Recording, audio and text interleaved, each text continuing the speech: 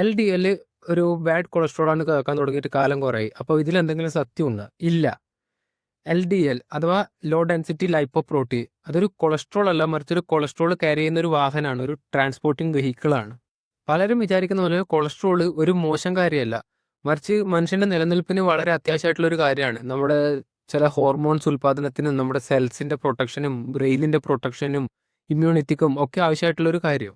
അപ്പോൾ ഇത്രയും നല്ല ആളെങ്ങനെ വില്ലനായത്? കുറച്ച് വർഷങ്ങൾക്ക് മുമ്പ് ഹാർട്ട് അറ്റാക്ക് വരുന്ന ആൾക്കാരുടെ എണ്ണത്തിൽ ഭയങ്കര വർധന ഉണ്ടായി. അപ്പോൾ ഇതിന്റെ കാരണം അന്വേഷിച്ചപ്പോൾ ഇവരുടെയൊക്കെ ഹൃദയത്തിലേക്കുള്ള രക്തക്കുഴലുകളിൽ കൊളസ്ട്രോൾ അടിഞ്ഞുകൂടിയിട്ട് ബ്ലോക്ക് ഉണ്ടായതായിട്ട് കാണപ്പെട്ടു. ഈ ഒരു കാരണം കൊണ്ടാണ് ഒരു കാലത്ത് നെയ്യ്, വെളിച്ചെണ്ണ, ബട്ടർ ഇതൊന്നും യൂസ് ചെയ്തതെന്ന് പറഞ്ഞത്. കാരണം ഇതിലൊക്കെ അടങ്ങിയിരിക്കുന്നത് ഈ എൽ ഡി എല്ലാണ് കൂടുതലായിട്ട്.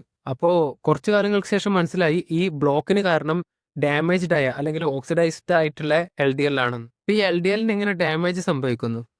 High insulin levels, high sugar and refined carbs, seed oils, smoking, stress, high inflammation ഇതൊക്കെയാണ് ഇതിന് കാരണം.